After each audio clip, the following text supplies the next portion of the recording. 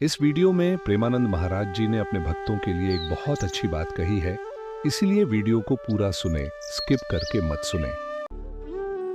10-20 बार तो राधा राधा लेते ही होंगे नाम, 2-4 पद पढ़ लेते हैं, पढ़े रहते हैं, रज में उनका जूठन पाते हैं। ऐसे को राधा दास की प्राप्ति हो जाएगी तो अपने काहे को चिंता करते हैं। वृंदावन ने स्वीकार कर लिया है, वृंदावन ने स्वीकार कर लिया। हमने तो जो स्वीकार किया तो स्वीकार ही किया, लेकिन हमें वृंदावन ने स्वीकार कर लिया। अब वृंदावन हमें राधा दास से अवश्य प्रदान करेगा।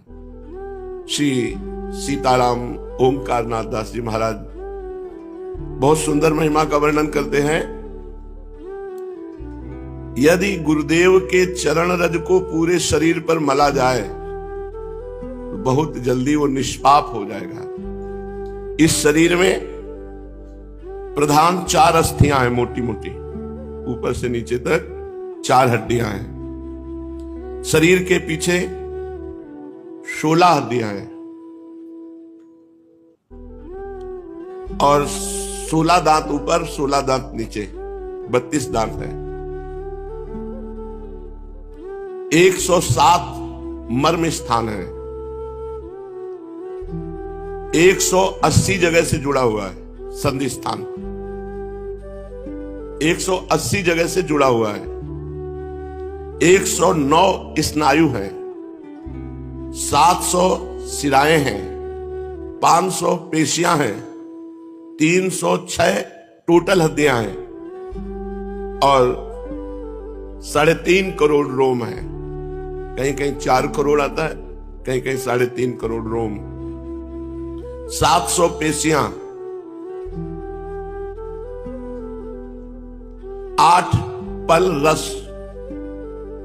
12 पल जल, 1 पृष्ठ चिलुभर पित्त, 1 आढ़क श्लेमा, 1 कुड़ो शुक्र पूरे शरीर में और 2 पृष्ठ मेद और मांस। इसके अतिरिक्त जितना भोजन पाया गया उतना मलमूत्र, इतना है पूरे शरीर में। समझ में आया? जो इस शरीर में गुरु चरण रज लगाता है उसके सब पावन हो जाते हैं, परम पवित्र हो जाते हैं। महाराज जी कोई कोई कहते हैं गुरु करने की जरूरत क्या है, शास्त्रों में मंत्र लिखा है, मंत्र ले लो शास्त्रों से और जपो। गुरु बनाने की जरूरत क्या है? किसी व्यक्ति के अधीन होने की जरूरत क्या है? किसी के दासत्व को स्वीकार करने की जरूरत क्या है?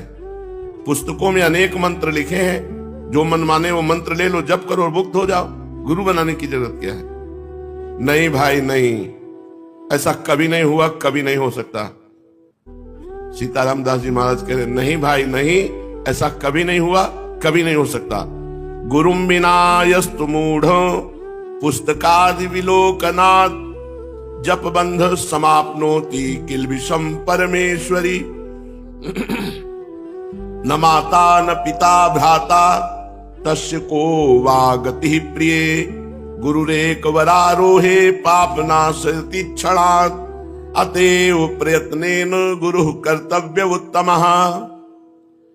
हे महेश्वरी, जो मूढ़ व्यक्ति बिना गुरु के श्रीमुख से निकले हुए नाम मंत्र को जपता है पुस्तक आदि देख करके, वो पापी कभी पाप निर्मुक्त होकर मोक्ष को प्राप्त नहीं हो सकता।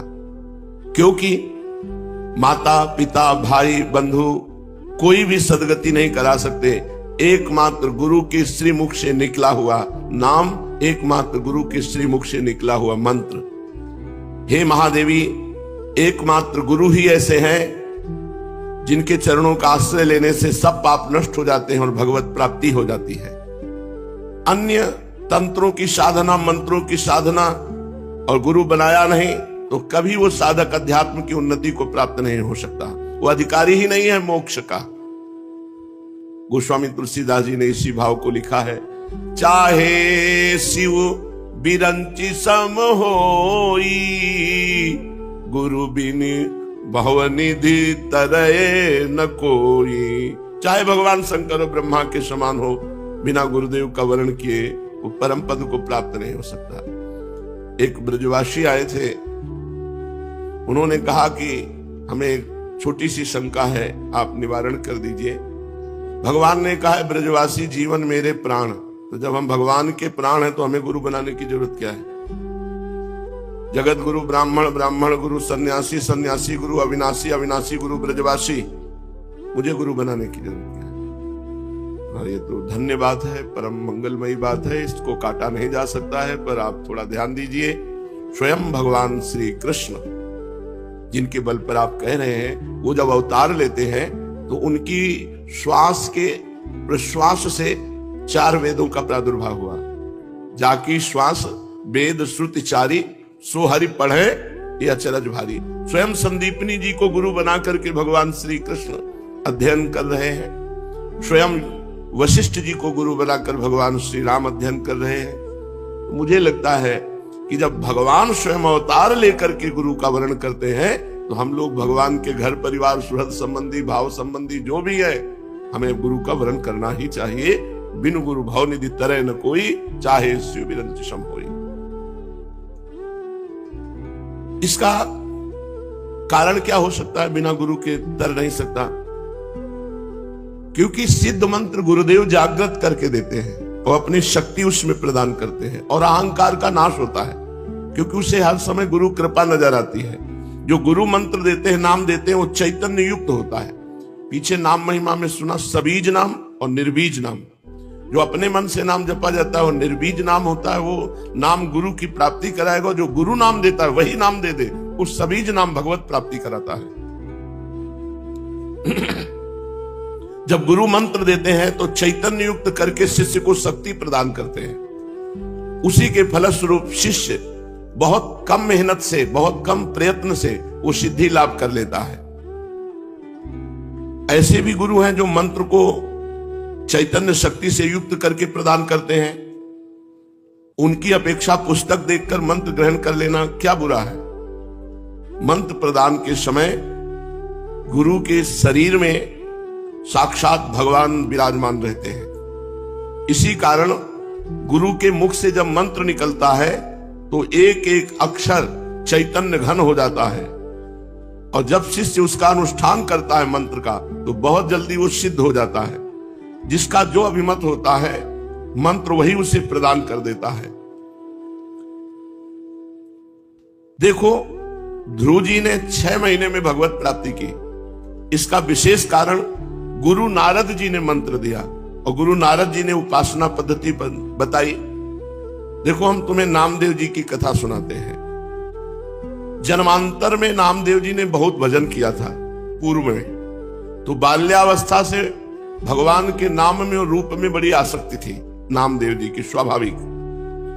नामदेव जी का नाम पर अटल विश्वास था। बाल्यकाल से ही सर्वदा वो विठ्ठल विठ्ठल विठ्ठल, जय राम कृष्ण हरि, जय राम कृष्ण हरि, ऐसा जपते रहते थे नामदेव जी। उनकी जिह्वा निरंतर राम कृष्ण हरि विठ्ठला विठ्ठला विठ्ठला। बाल्यावस्था में उनके सरल विश्वास और व्याकुलता पूर्वक आवाहन से ठाकुर जी मूर्ति में नहीं टिक पाए, साक्षात प्रकट हो गए। एक बार ये अपने नाना जी के पास रहते थे। इनका प्रादुर्भाव भी किसी पुरुष से नहीं हुआ, माता का गर्भ रहा और आप प्रकट हो गए। पूर्व जन्म के कोई बहुत बड़े भजनानंदी महापुरुष थे। इनकी माता जी बाल्यकाल में अपने पिता से, अर्थात नामदेव जी के नाना से पूछा कि मेरा पति कौन है? तो उन्होंने ठाकुर जी को बताया, ठाकुर जी आपके पति हैं।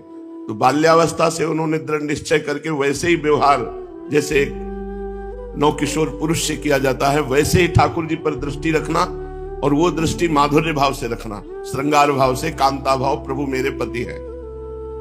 जब ये नव युवती हुई तब इन्होंने प्रभु से कहा कि मेरी मांग है कि मेरे संतान हो अब आपसे, जब आप हमारे पति हो तो आप हमारे संतान प्रदान करें। तो अनंत ब्रह्मांड जिनके संकल्प से प्रकट हुए, उन्हीं भगवान के संकल्प से नामदेव जी महाराज गर्भ में आ गए।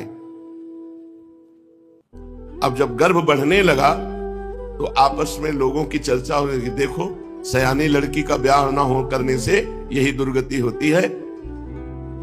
ये चर्चा नामदेव जी के नाना के कान में पड़ी। अभी नामदेव जी गर्भ में ही थे।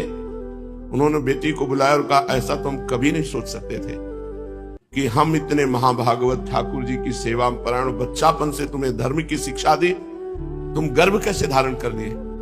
कौन है तुम्हारा पति? तो उनका, पिताजी आप नाराज मत होइए, जिनको आपने पति बनाया कि ये तुम्हारे पति हैं, उनके सिवा आज तक मैंने किसी को देखा नहीं, किसी को छुआ नहीं। ये गर्भ मैं भगवान को साक्षी करके कहती हूँ कि भगवान का ही है, इन्हीं का दिया हुआ है। बड़े प्रसन्न हुए, बोले अब मुझे किसी की परवाह नहीं कि कौन क्या करता है। तब नामदेव जी प्रकट हुए, बचपन से ही विठ्ठला विठ्ठला विठ्ठला। अब नामदेव जी जैसे जैसे होश में आने लगे तो नाना जी को सेवा करते देखते ठाकुर जी की, श्याम सुंदर की, उनके भी मन में आता, छोटे बच्चे थे, नाना जी मैं भोग लगाऊं, नाना जी मैं ठाकुर जी को स्नान कराऊं। तो उनका, जब हम किसी कार्य से बाहर जाएंगे तब तुम्हें सेवा दे देंगे, अभी तुम बहुत छोटे हो। थोड़ी देर में फिर आते, नाना जी देखो मैं बड़ा हो गया। बोले एक दिन में थोड़ी बड़ा हो जाता है, अभी थोड़ा और समय लगे। दूसरे दिन फिर, अब नाना जी बड़ा हो गया। बोले ठीक है, तुम सेवा के लायक बड़े हो गए हो, लेकिन जब हम जाएंगे कहीं तब। तीसरे दिन, नाना जी आप कब जा रहे हैं? कहीं तो जाइए आप।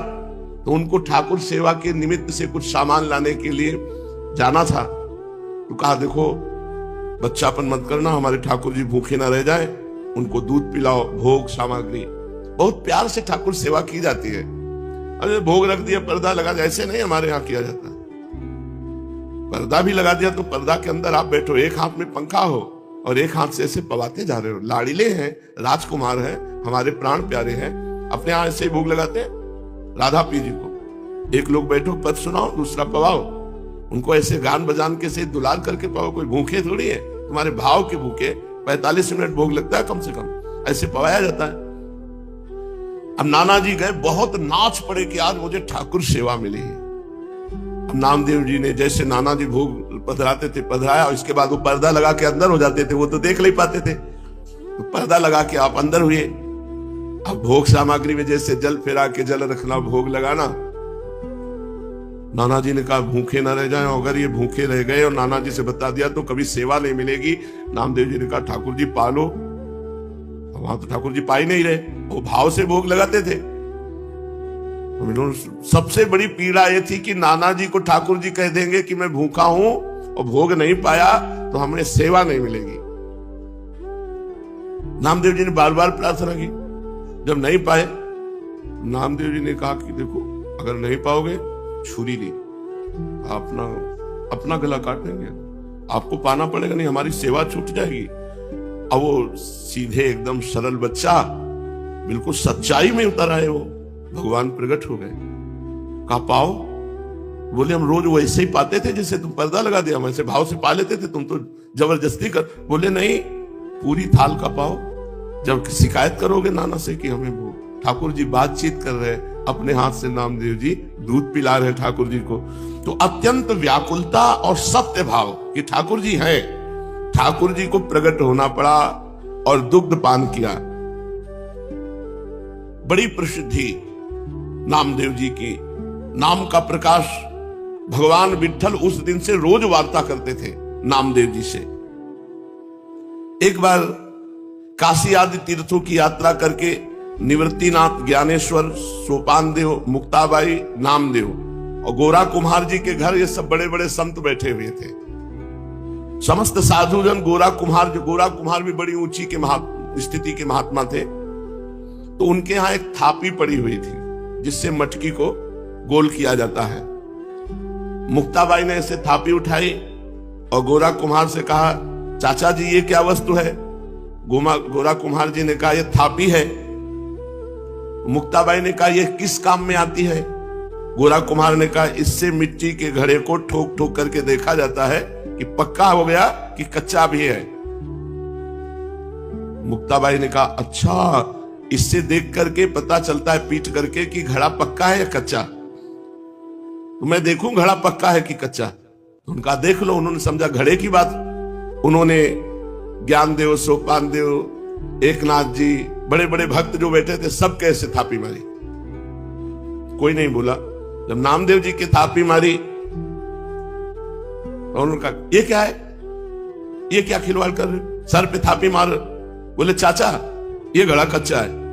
ये बोल पड़ा ये घड़ा कच्चा है। तो सब संत हंस दिए, गोरा कुम्हार जी भी हंस दिए और कहा अच्छी बात है, कच्चे है नामदेव। गोरा कुम्हार ने जब कहा कि हाँ कच्चा, तो नामदेव जी को बड़ा सकुच लगा, एक अपमान जैसा प्रतीत हुआ और वे क्रुद्ध हो गए। उन्होंने कहा दोबारा थापी हमारे माथे पे मत मार देना। और सब लोगों ने हमें कच्चा क्यों कहा?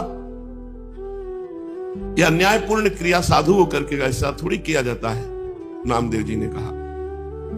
गोरा कुमार और अन्य साधुओं के मस्तक पर जब थापी थप थप करके लगी तो किसी ने नहीं बोला, लेकिन नामदेव जी को गुस्सा आ गया और नामदेव जी ने ऐसा बोला।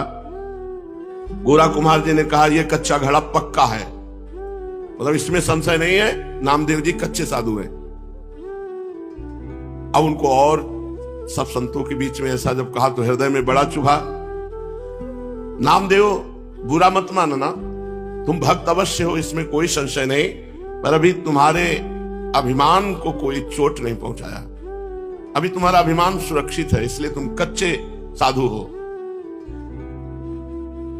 ठाकुर जी के पास वो एकांत में गए विट्ठल भगवान से, तो विट्ठल भगवान से कहा कि सब लोग हमको कच्चा कह रहे हैं, तो मैं कहां से कच्चा हूं? कह रहे तुम्हारे अंदर अभिमान है।